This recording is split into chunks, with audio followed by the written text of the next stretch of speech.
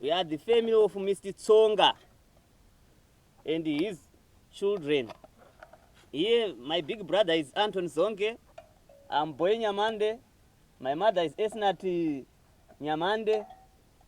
Our son, firstborn son of Anton Zonke, is Crispin Zonke. And the young brother, Kenneth Zonke. We are beginning to sing a song called Kwakadaronga Kune Mirandu. This beat, we call it Queen Mbira in Shona.